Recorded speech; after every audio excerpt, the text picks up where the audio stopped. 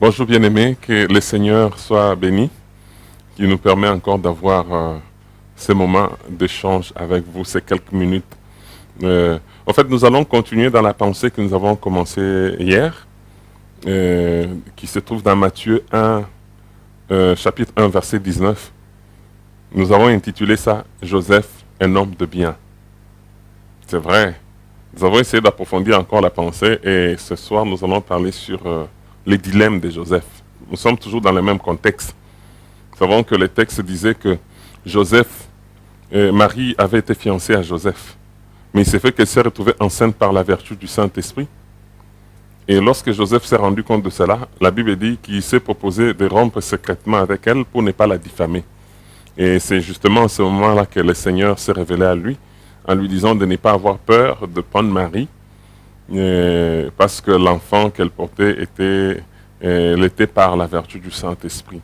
Donc je crois que nous connaissons l'histoire. C'est vrai que la Bible ne nous parle pas trop de Joseph, à part le fait que c'était un charpentier, tout ça, et peut-être pas aussi des détails en rapport avec son caractère, mais néanmoins, à partir de ce texte, nous comprenons que c'était quelqu'un de particulier, qui était quelqu'un qui avait des valeurs, un homme de valeurs. Et c'est là, par le fait que Matthieu le présente en disant Joseph, qui était un homme de bien. Un homme de bien. Donc vous voyez que c'est une description qui touche toute une nature de quelqu'un.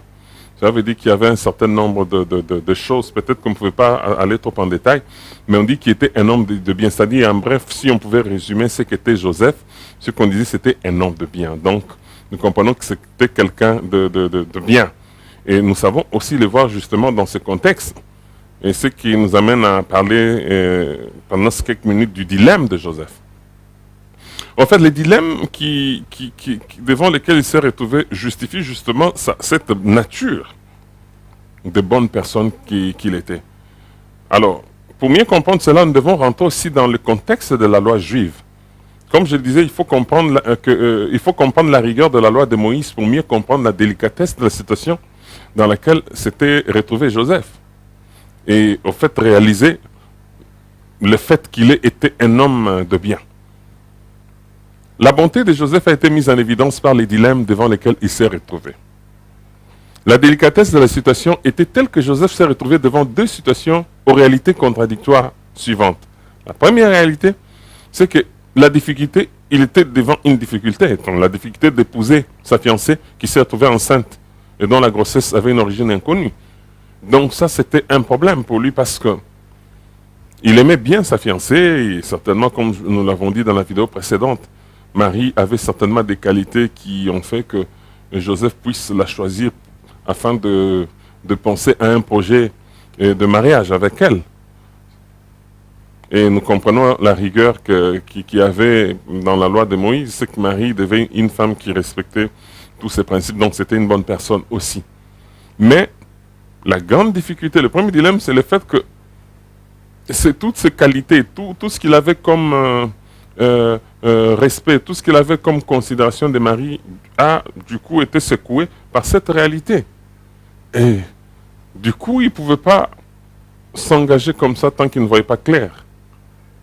Donc, le premier dilemme, c'était la difficulté qu'il avait d'épouser, de continuer dans son projet de mariage avec Marie, d'autant plus que l'origine de la grossesse était inconnue. Même si cette origine était connue, donc le fait qu'elle portait déjà une grossesse qui n'était pas celle de Joseph, compromettait déjà leur avenir ensemble. Ça, c'était le premier dilemme. Le deuxième dilemme, c'est le fait de ne pas vouloir l'exposer à l'ignominie. C'est-à-dire, malgré le fait qu'il a su que, quelque part, entre guillemets, il était un peu trahi par le fait que sa fiancée avait une grossesse qui n'était pas la sienne, il s'est retrouvé aussi devant une situation telle qu'il fallait lui éviter l'ignominie. Il fallait tout faire pour jouer sur la réputation de celle-ci. Parce que déjà, l'acte qui venait de se poser, entre guillemets, était un acte de nature à compromettre sa relation, à compromettre son avenir. Et par rapport à la rigueur de la loi, ça l'exposait même à la mort. Le fait de ne pas vouloir l'exposer à l'ignominie, et moins encore à la rigueur de la loi, qui consacrait la lapidation pour pareille situation, on peut voir ça dans Deutéronome 22, 23, 24. La Bible dit dans Deutéronome 22, 23, 24, si une jeune fille vierge est fiancée et qu'un homme la rencontre dans la ville et couche avec elle, vous les amènerez tous deux à la porte de cette ville-là, vous les lapiderez et ils mourront. Vous comprenez? La jeune fille parce qu'elle n'a pas crié dans la ville, et l'homme parce qu'il a déshonoré la femme de son prochain, et tu ôteras le mal du milieu de toi. Vous voyez? Donc, la rigueur de la loi était telle que une situation comme ça connue ne pouvait pas épargner Marie.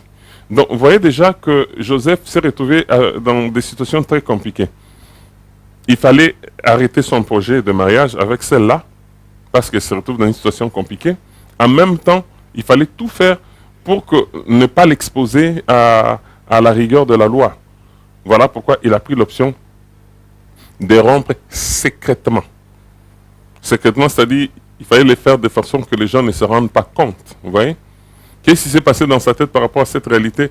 On ne sait pas, mais c'est pour dire que c'était une situation très compliquée. Et on n'aimerait vraiment pas nous retrouver dans cette situation. Et il fallait vraiment avoir un cadre très particulier. Il fallait avoir aussi une sagesse divine pour faire face à une réalité comme ça.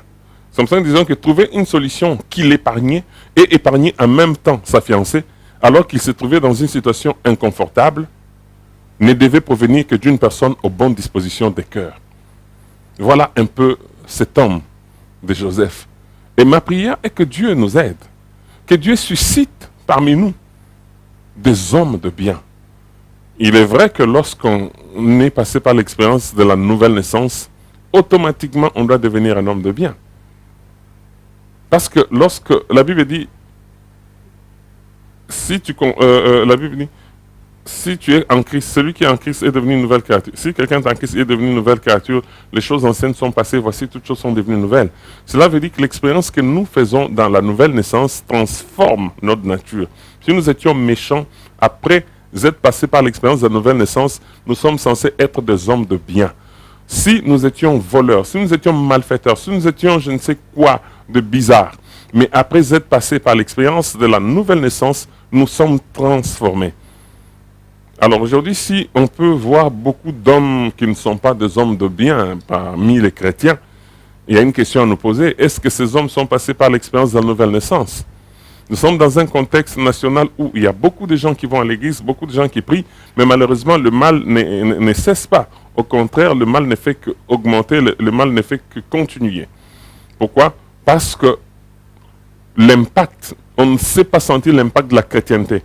C'est parce que justement, il y a un problème au niveau de la nouvelle naissance. Il y a beaucoup de gens qui sont dans l'église, mais peu sont ceux qui sont nés réellement de nouveau. Lorsqu'on est né de nouveau, on a un bon cœur. Lorsqu'on est né de nouveau, on a l'amour de Dieu en soi et on a l'amour du prochain aussi. L'amour de Dieu nous oblige à marcher conformément à ses principes. Nous y allons non pas par obligation, non pas comme la loi l'exigeait, mais nous y allons parce que nous aimons Dieu. Parce que nous devons savoir que dans l'Ancien Testament était caractérisé par l'amour de la loi. Mais le Nouveau Testament est caractérisé par la loi de l'amour. Donc, nous devons savoir que nous sommes passés de l'amour de la loi à la loi de l'amour. Et cette disposition, c'est-à-dire nous nous soumettons à Dieu, non pas par contrainte, mais nous nous soumettons à Dieu parce que nous l'aimons. Voyez, cela est très important. Donc lorsque nous aimons Dieu, la Bible dit que l'amour consiste à marcher selon ses commandements. Lorsque nous aimons Dieu, nous devons tout faire pour ne pas le blesser, nous devons tout faire pour ne pas l'attrister, nous devons marcher conformément à ses prescrits et à ses principes. Et la deuxième chose, c'est l'amour pour notre prochain.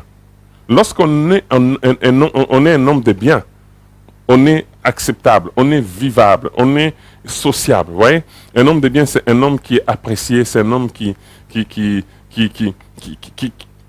vivable. Vous voyez? Un homme qui fait du bien. C'est lié à sa nature. Voilà pourquoi il était question qu'il y ait la régénération. Parce que c'est par la régénération que le Saint-Esprit transforme notre nature. Cette nature de mauvais qui a fait de nous des gens de bien. Donc, nous devons vraiment prier pour que Dieu fasse grâce à notre nation. Aujourd'hui, on se retrouve notre pays se retrouve devant beaucoup de réalités, beaucoup de difficultés. Nous avons beaucoup de richesses. Nous sommes même appelés un pays au scandale géologique parce que nous avons tellement de minerais que Dieu a répandus dans ce pays. Mais malheureusement, ça ne correspond pas à la vie que la population est en train de mener. Pourquoi? Parce qu'il y a un défaut des hommes de bien. Il y a malheureusement, même à la direction de différentes grandes structures de la nation, on a des gens qui ne sont pas des hommes de bien. C'est comme ça que le peuple souffre. Nous devons prier pour que Dieu puisse faciliter l'émergence des hommes de bien. Un homme de bien, c'est un homme qui pense à l'autre. La Bible dit, ce que tu aimerais qu'on te fasse, fais-le pour l'autre. C'est ça qui caractérise un homme de bien. Il fait à l'autre ce qu'il aimerait qu'on lui fasse. Un homme de bien ne peut pas faire du mal. Un homme de bien ne peut pas nuire à quelqu'un d'autre. Un homme de bien ne peut pas relayer une information contre quelqu'un sans l'avoir vérifiée. Vous voyez, Joseph l'a démontré. C'est vrai que la situation inconfortable dans laquelle il était, il pouvait se confier à X ou Y personnes en disant « Regardez ce que Marie m'a fait ». Vous vous rendez compte? Et cette histoire pouvait se répandre et ça pouvait même créer un discrédit. Combien de fois avons-nous relayé des informations qui n'étaient pas justifiées? Combien de fois avons-nous été responsables dans la diffamation de certaines personnes? Tout simplement parce qu'on avait un problème avec notre nature. Que Dieu nous aide. Que Dieu nous aide. Si tu as un problème de nouvelle naissance, tu dois prier pour que Dieu t'aide. C'est une réalité que le Saint-Esprit produit dans un cœur. Mais si tu te dis que tu es chrétien et que tu n'as pas une bonne disposition dans ton cœur, là, il faut prier, mon frère. Ce n'est pas correct, ce n'est pas normal. Mais lorsqu'on est passé par l'expérience de la nouvelle naissance, bien aimé, on doit avoir une transformation dans notre nature qui nous transforme automatiquement en homme de bien. Nous nous retrouverons dans notre pays lorsque il y aura émergence des hommes de bien. Lorsque les hommes de bien se retrouveront à la commande de grandes structures des nations. Parce que, je donne un exemple. Dans une entreprise qui produit, qui fait entrer de l'argent, si vous avez un chef qui est un homme de bien, il fera de sorte que toute la production de l'entreprise soit répartie équitablement entre les gens. Mais lorsque vous avez un homme qui n'est pas un homme de bien, un méchant, il ne peut que tout s'accaparer vers lui. Voilà pourquoi nous devons prier pour que Dieu puisse, à la tête de notre nation, à la tête des structures sensibles de notre nation, mettre des hommes de bien, des hommes sensibles, des hommes capables à aider les autres. Voilà un peu ce que nous pouvions ajouter sur cette pensée de Joseph, un homme de bien. Donc ce soir, nous avons partagé sur les dilemmes de Joseph. Et nous avons dit que les dilemmes de Joseph, c'était le fait qu'il s'est retrouvé dans une situation telle qu'il devait renoncer au projet de mariage avec Marie. En même temps, il devait tout faire pour ne pas l'exposer à l'ignominie. C'était très compliqué, c'était une réalité très délicate. Il fallait beaucoup réfléchir, il fallait beaucoup de sagesse. Et quelqu'un qui s'est trouvé dans une situation de trahison, penser à comment sauver cette personne, ça, il ne faut qu'être un homme de bien. Voilà un peu ce qu'a été notre pensée. Ma prière est que Dieu puisse nous aider, nous, frères congolais. Nous sommes beaucoup de chrétiens au pays, mais malheureusement, cela n'a pas un grand impact sur la vie nationale. Au point qu'aujourd'hui, tout le monde a tendance à sous-estimer la chrétienté parce que les gens qui portent ce nom de chrétiens ne sont pas de modèle.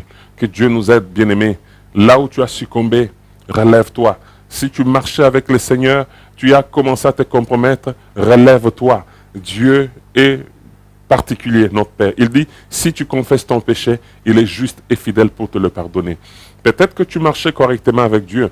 Peut-être que tu marchais dans la crainte de Dieu. Mais depuis un certain temps, tu t'es compromis. Tu es tombé dans les pièges du diable. Tu es tombé dans la compromission. Le Seigneur est disposé à t'accueillir ce soir si tu te répands. Si tu acceptes de revenir à ses pieds. Les problèmes de foi, bien aimé, c'est l'orgueil. Tu t'es dit, bon, avec tout ce que j'ai comme expérience, nombre d'années dans la foi, tout ce que j'ai comme responsabilité au sein de l'église, de mon pays, qu'on apprenne que je me suis humilié. Bien aimé, c'est vrai que ton image peut être salie devant les gens, mais le plus important, c'est qu'elle soit lavée devant Dieu.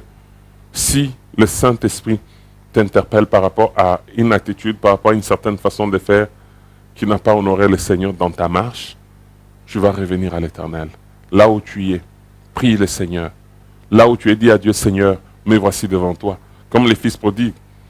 Dis à Dieu, Seigneur, je sais que je ne suis plus digne d'être appelé ton fils. Traite-moi comme même un de tes serviteurs. Que le Seigneur fasse grâce à notre pays. Que le Seigneur fasse grâce à notre pays. Notre pays a besoin de l'émergence des hommes de bien, afin que la destinée de cette nation puisse aller de l'avant. Que le Seigneur vous bénisse. Nous allons prier.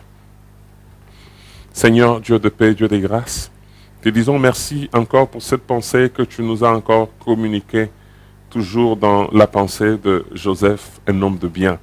Oui, parce que tu insistes sur la nature, notre nature des chrétiens.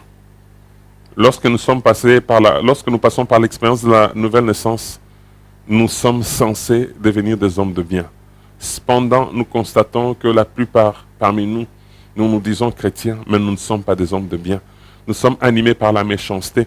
Nous sommes prêts à nuire aux réputations de nos frères. Nous sommes prêts à empoisonner les autres. Oui, Seigneur, ce serait pas compréhensible que dans un contexte de chrétien, qu'il y ait des empoisonnements, qu'il y ait des gens qui meurent. Aide-nous, éternel Dieu de paix. Nous voulons que tu puisses dans l'église de notre nation, ô éternel, favoriser l'émergence des hommes de bien. Nous voulons qu'au sein de notre pays, que tu puisses, éternel, favoriser l'émergence des hommes de bien. Oui, que les hommes de bien passent aux commandes de la nation.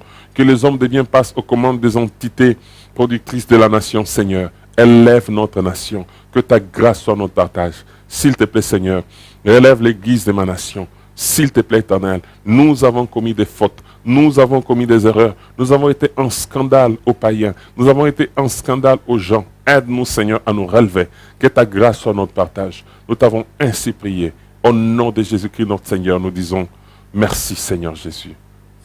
Amen. Que le Seigneur vous bénisse. Merci.